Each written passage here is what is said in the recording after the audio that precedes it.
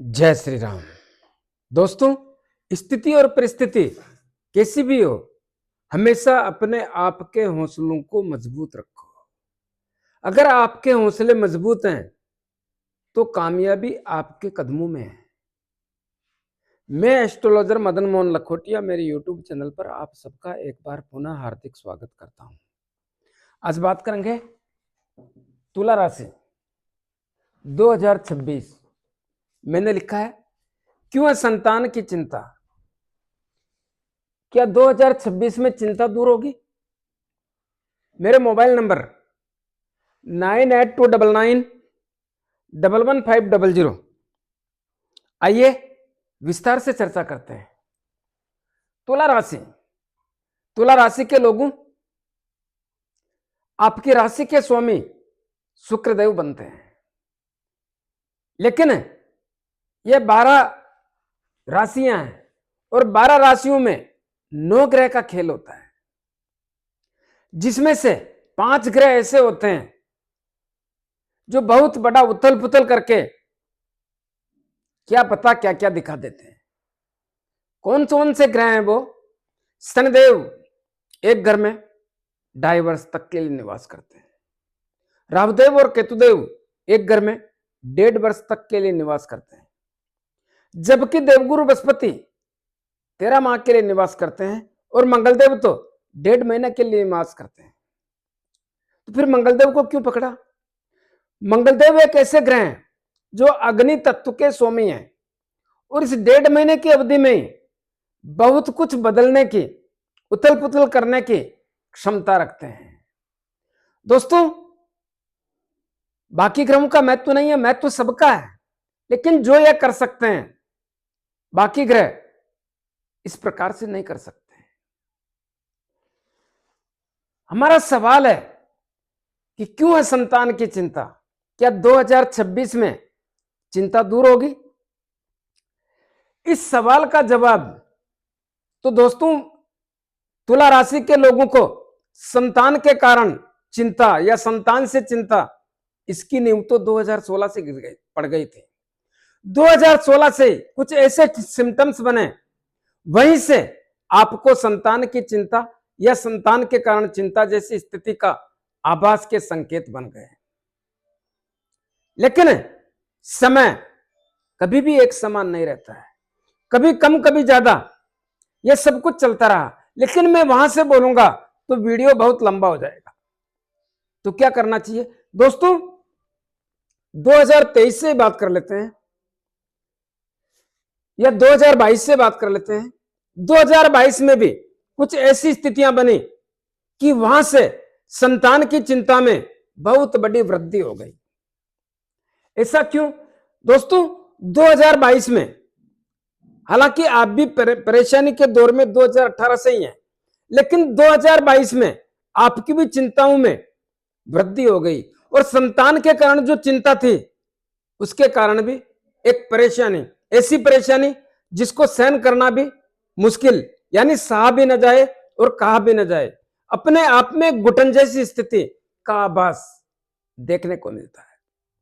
ऐसा क्या कारण था जो 2022 से तुला राशि के लोगों को संतान की चिंता हो गई या संतान के कारण चिंता हो गई, और किस प्रकार की चिंता हो गई? दोस्तों, यहां पर अप्रैल 2022 में केतुदेव आके बैठ गए। केतुदेव पाप ग्रह, क्रूर ग्रह, छलिया ग्रह, मति भ्रमित करके परिणाम बदलने वाला ग्रह, हठीला, जिद्दी, जो कह दिया उसका पालन करने वाला आपको बना देता है, यानी आपके स्वभाव में जिद्दीपन आ जाता है। बहुत सारे लोगों का स्वभाव चिड़चिड़ा हो गया, भाषा खराब हो गई, क्रोध जैसी स्थितियां उत्पन्न हो गई। मैंने यह नहीं बोला कि लगातार ऐसा होता है, ऐसा करते हैं। कब करते हैं यह आप लोगों ने देखा है। यहां पर केतुदेव बैठ करके क्या किया? आपकी कुंडली के पंचम भाव पर, यही होता है संतान का, पंचम भाव पर अपनी दृष्टि डाल रहे थे। दृष्टि डालने के कारण सवाल है दोस्तों, चिंता कैसी? दोस्तों, एक संतान ऐसा पक्ष है कि जिन लोगों को संतान मिल जाए तो भी दुखी, और नहीं मिले तो भी दुखी। क्यों? क्योंकि ये ऐसा ही फल है, इस फल की गणना करना बहुत मुश्किल है। संतान के कारण चिंता कैसे भी हो सकती है। संतान ना हो तो चिंता, संतान हो गई तो चिंता। संतान अगर राजी खुशी हो गई तो बात ठीक है, अगर तकलीफ से हुई है, उसके कुछ तकलीफ है तो चिंता। संतान की शिक्षा को लेकर चिंता। जैसे जैसे संतान बड़ी होती है वैसे वैसे उसके अध्ययन के क्षेत्र में चिंता। कहीं ना कहीं आपकी संतान 1 नंबर से रह जाए, 2 नंबर से रह जाए, 4 नंबर से परीक्षा में रह जाए, सफल ना हो तो चिंता। संतान के स्वभाव के कारण, संतान के व्यवहार के कारण यह भी एक चिंता का विषय हो जाता है। दोस्तों, अगर आपकी संतान पढ़ने में इंटेलिजेंट है और वो आगे पढ़ना चाहती है और हमारी व्यवस्था ठीक नहीं है तो भी चिंता। और ऐसी स्थिति कि संतान के कारण चिंता कैसे भी हो सकती है। कैसे? संतान आपकी पढ़ गई, उसका विवाह करना है तो चिंता। संतान के वैवाहिक जीवन में किसी भी प्रकार का व्यवधान है तो चिंता। संतान के पति पत्नी के बीच में तालमेल ठीक नहीं है तो चिंता। संतान को व्यापार करवाना है तो चिंता, अगर व्यापार में सफल नहीं हुआ तो चिंता। संतान के लव एंड रिलेशन के कारण चिंता। संतान आपकी शिक्षित हो गई और नौकरी लगना चाहती है तो चिंता। नौकरी लग गई और नौकरी अच्छी ना लगी या दूर लग गई तो चिंता। संतान का प्रमोशन नहीं हो रहा है तो चिंता। संतान विदेश में जाके कुछ करना चाहती है, शिक्षा ग्रहण करो, व्यापार करो या नौकरी करो तो भी चिंता। संतान वहां पे सेटल होना चाहती है विदेश में तो भी चिंता। चिंताओं के प्रकार अनेक हैं लेकिन सबका रिजल्ट एक ही है, चिंता। तो यहां पर देखिए, बहुत सारे लोगों के तो विवाह शादी संबंध में तकलीफ आ गई। कब? 2018 से लगातार ऐसी तकलीफों का सामना करना पड़ रहा है। मैं यह नहीं कह रहा हूं कि विवाह शादी संबंध नहीं हुआ, मैं यह कह रहा हूं तकलीफों का सामना करके ऐसा हुआ, चाहे शिक्षा का क्षेत्र हो, चाहे बहुत सारे लोगों के जुआ सट्टा लॉटरी खेलने से तकलीफ हो गई, जिद्दीपन के कारण तकलीफ हो गई, व्यवहार ठीक नहीं होने के कारण तकलीफ हो गई, नशा पता जैसी स्थितियों के कारण तकलीफ हो गई। तो यहां पर केतुदेव की पंचम दृष्टि आपकी संतान को जिद्दी बनाने का काम करती है। आपकी संतान के शिक्षा के क्षेत्र में अवरोध पैदा करती है। क्या कर सकते हैं? आलसी बनाती है, टालने की प्रवृत्ति पैदा करती है। कैसे? आपकी संतान के दिमाग में मैंने देख लिया, मैंने कर लिया, मेरे को सब कुछ याद है, आप मेरी चिंता ना करो, मैं अपने आप ठीक कर लूंगा, ऐसी अवस्थाएं आपके संतान के दिमाग में, दिल में, मन में उत्पन्न होकर के आपको जवाब सुनने को मिलता। क्षेत्र कैसा भी हो, लेकिन उनकी जिद्दी के आगे, उनके व्यवहार के आगे, उनके स्वभाव के आगे, उनके बात करने की नजरिया के आगे हम ढीले पड़ जाते हैं। क्यों? क्योंकि कैसा भी पिता हो, माता पिता कैसे भी हो, लेकिन संतान के सामने सब हथियार डाल देते हैं, सब कमजोर पड़ जाते हैं। और यही आपके साथ हुआ। और यहां पर केतुदेव का प्रभाव कब रहा? केतुदेव का प्रभाव 12 अप्रैल 2022 से अक्टूबर 2023 तक रहा। और इस समय में आपने बहुत कुछ देखा। तो इसमें कोई चाल है? बिल्कुल है। कैसी चाल है दोस्तों? जनवरी 2023 में यहां पर शनिदेव आए। शनिदेव कुंडली के चौथे भाव से निकल करके पंचम भाव में आए और दोनों भाव के स्वामी, शनिदेव दोनों भाव के स्वामी होने के कारण और पंचम भाव में बैठने के कारण इस भाव की स्थितियों को, स्वामी है तो बदलने का प्रयास करेंगे और बदलने का प्रयास किया है। क्या हुआ? देखिए, शनिदेव इतने जल्दी परिणाम नहीं देते। शनिदेव बहुत मेहनत करवाते हैं, बहुत रगड़ते हैं, बहुत परिश्रम करवाते हैं और शनिदेव की चाल बहुत धीमी होती है। कैसे? जो ग्रह जिस घर को चंद्रमा सवादुद्दीन में छोड़ देता है, शनिदेव वहां पर 2.5 वर्ष तक के निवास करते हैं। तो शनिदेव की चाल धीमी होने के कारण तुला राशि के लोगों को ऐसा लग रहा था कि हमारी संतान कहीं ना कहीं जो रुके हुए काम है, चाहे शिक्षा का हो, चाहे शादी का हो, चाहे व्यापार का हो या नौकरी का हो, कैसा भी हो, उसमें व्यवधान महसूस कर रहे थे। और इनके मन में एक खटका है कि साली मेरी संतान कमजोर रह गई तो मैं क्या करूंगा, मेरा नाम है लेकिन संतान के कारण मेरे को परेशानी है। और ऐसा ठीस, ऐसा कसक, ऐसा दर्द जिसको सहना मुश्किल हो जाता है, और आप लोगों ने सहा है। तो शनिदेव बहुत मेहनत करने के बाद में परिणामों का संकेत देते हैं, और यहां पर भी ऐसा ही हुआ। शनिदेव आपकी परीक्षा ली, बहुत संघर्ष करवाया, बहुत रगड़ा, और धीमी गति से चलने के कारण आपको ऐसा लगा कि कहीं ना कहीं तकलीफें हैं। लेकिन इन्हीं शनिदेव ने, देखिए, अपने घर का कोई भी ग्रह, व्यक्ति हो चाहे ग्रह हो चाहे कोई विशेष हो, अपने घर का बुरा नहीं कर सकता है। तो शनिदेव ने इस घर में बैठ करके धीरे धीरे जैसे जैसे इनका प्रभाव बढ़ा, जैसे जैसे इनकी डिग्री बढ़ी, जैसे जैसे इनका तेज बढ़ा, वैसे वैसे इन्होंने अपना प्रभाव दिखाना चालू किया। और प्रभाव दिखा करके आपके संतान के रुके हुए कामों में जो अवरोध थे उनको दूर करके कहीं ना कहीं वो काम कर डाले जिसकी आपको कल्पना नहीं थी। ऐसे कैसे? शनिदेव की चाल धीमी होने के कारण देर लगती है, सभी काम बहुत धीमी गति से अटक अटक कर होते हैं। ऐसा क्यों? क्योंकि इनकी चाल बहुत धीमी है। अभी कुछ ही देर पहले बोला मैंने कि एक घर में 2.5 वर्ष तक के लिए निवास करते हैं, और इसी स्थिति के कारण अपनी धीमी चाल का प्रभाव दिखाने में थोड़ा समय लेते हैं। और 2.5 वर्ष बहुत बड़ा मायना रखता है। लेकिन फिर भी शनिदेव ने आपकी संतान के क्षेत्र में बहुत बड़ी उपलब्धियां दी है। कैसे? अभी मैंने समझाया। जनवरी 2023 से यहां पर आने के बाद धीरे धीरे, क्योंकि इनकी चाल बहुत धीमी होती है, और इसका लाभ भी मिला है आपको, चाहे कैसा भी क्षेत्र हो, लेकिन शनिदेव ने जितना लाभ दे सकते हैं देने का प्रयास किया। जिससे क्या हुआ? जिससे आपकी संतान के मामलों में आपको बहुत बड़ी तकलीफ में राहत मिली, बहुत बड़ी सफलता मिली। तो क्या शनिदेव का प्रभाव कब तक रहा? शनिदेव का प्रभाव इस घर में जनवरी 2023 से 29 मार्च 2025 तक यहीं पर बैठे। 29 मार्च 2025 को आपकी कुंडली के 6ठे भाव में चले गए। तो क्या उसके बाद तुला राशि के लोगों को संतान की चिंता दूर हो गई, या संतान की चिंता आज भी है? दोस्तों, सवाल बहुत पेचीदा है, लेकिन जवाब तो देना ही पड़ेगा।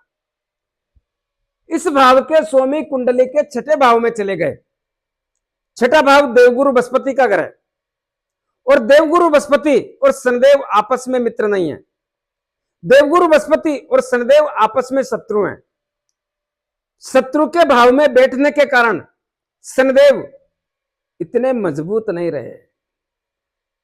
शत्रु के घर में बैठने के कारण शनिदेव तनाव वाली पोजीशन में, पीड़ा वाली पोजीशन में, परेशानी देने वाली पोजीशन में बैठने के संकेत दे रहे हैं।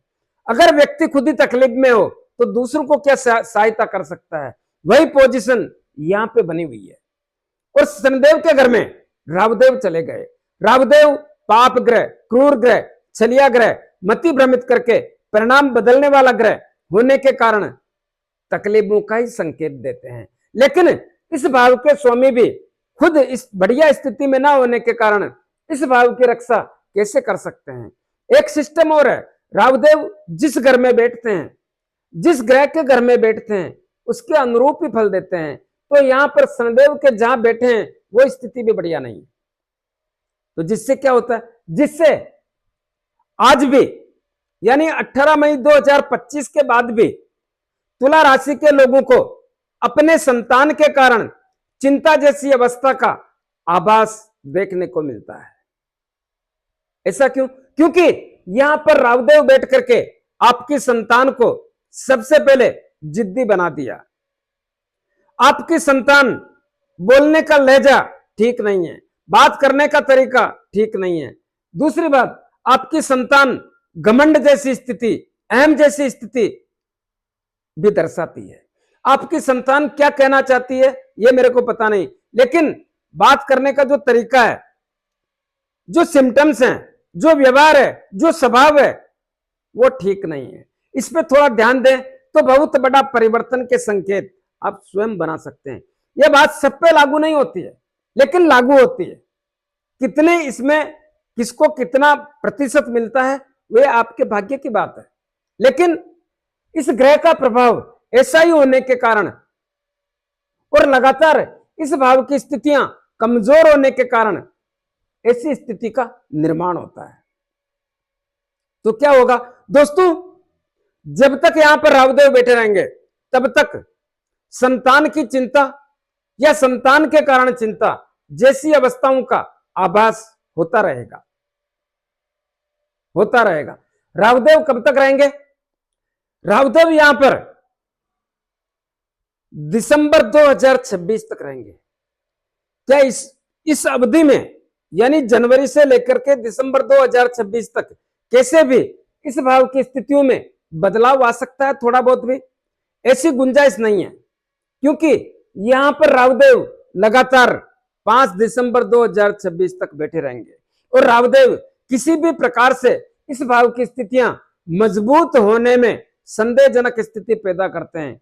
इसी आधार पे किसी भी प्रकार से इस भाव की स्थिति में सुधार के संकेत देखने को नहीं मिलते हैं। तो क्या करना चाहिए दोस्तों? मैं जानता हूं, मेरे को मालूम है कि वर्तमान समय में कुछ ऐसा भी है, कब से 18 मई 2025 से, कि अगर आप प्रेम और व्यवहार से आपकी संतान को समझाने का प्रयास करो तो कुछ हद तक आपकी बात मानते हैं, मान लेते हैं, मानते भी हैं और मान लेते भी। दोरी मानो या सोरी मानो, लेकिन मान लेते हैं। ऐसा क्या कारण है? यहां पर देवगुरु बृहस्पति बैठे हैं। देवगुरु बृहस्पति अपने आप में बहुत बड़े ग्रह होते हैं। मैं जानता हूं, जब से यहां देवगुरु बृहस्पति यहां बैठे हैं तब से आपके माइंड में जो तनाव है उसमें भी पहले के बजाय राहत देने का काम कर रहे हैं। कौन कर रहे हैं? देवगुरु बृहस्पति। कैसे कर रहे हैं? इनकी पंचम दृष्टि पड़ती है। कहां पर? आपके तुला राशि पर, जिससे अपने प्रभाव से आपको कहीं ना कहीं ऐसा सहयोग दे रहे हैं जिससे आपके मस्तिष्क की जो गतिविधियां थी, जो आपको तनाव था, जो परेशानियां थी, उसमें कुछ कमी करने के संकेत देकर के आपको बहुत बड़ी राहत देने के सिम्टम्स पैदा किए हैं।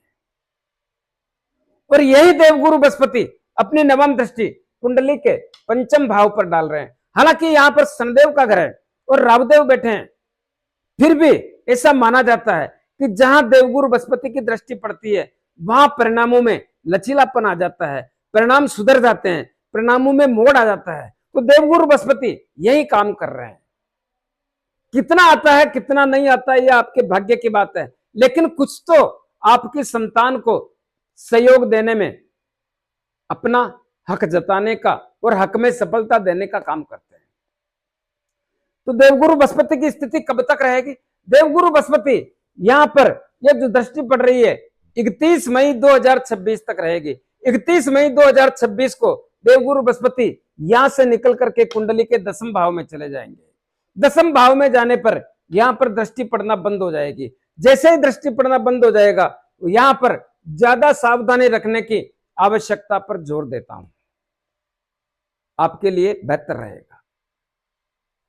तो देखिए दोस्तों, मैंने आपकी कुंडली नहीं देखी है, मैं इस कुंडली के आधार पे आपको समझाने का प्रयास कर रहा हूं। आपकी कुंडली में आपकी संतान की क्या पोजीशन है, यह कुंडली देखने पर ही पता पड़ता है, बाकी तो सब एक कल्पना है। कुछ उपाय बताना चाहूंगा, उपाय जरूर करें। क्या उपाय करें दोस्तों? यहां पर राहुदेव बैठे हैं, शनिदेव का घर है। क्या करना चाहिए? प्रत्येक दिन पक्षियों को दाना पानी और कुत्तों को रोटी ब्रेड बिस्किट खिलाएं, दूध पिलाएं। और इस भाव के स्वामी शनिदेव होने के कारण प्रत्येक शनिवार को शनिदेव के मंदिर में जाके मूर्ति पे थोड़ा तेल चढ़ाएं, 5-10 रुपए का तेल ले लें, बत्ती भिगो करके चला दें, बाकी तेल शनिदेव पे चढ़ा दें। 5-25 रुपए के तेल की जलेबी या तेल के लड्डू जरूरतमंद लोगों में वितरण करें। तेल के ही होने चाहिए, क्योंकि शनिदेव को तेल पसंद है। अपने राइट हैंड की मिडिल फिंगर में एक शनि मुद्रिका धारण करें। किसको कहते हैं शनि मुद्रिका? जो घोड़े के पांव में नाल लगती है, उसके लोहे की अंगूठी, या समुद्र में चलने वाले जहाज के लोहे की अंगूठी बना करके उसको शनिदेव के 23,000 मंत्रों से अभिमंत्रित करके शनिवार को संध्या काल में धारण करें। जिन लोगों को अंगूठी लेने में, बनाने में, अभिमंत्रित करने में तकलीफ आए, वो मेरे से परचेज कर सकते हैं। दोस्तों, कैसा लगा मेरा वीडियो? ज्यादा से ज्यादा लोगों में भेजें, लाइक अनलाइक जो भी करना करें, कमेंट्स अवश्य दें और सब्सक्राइबर्स करने की कृपा करें। धन्यवाद। जय श्री राम।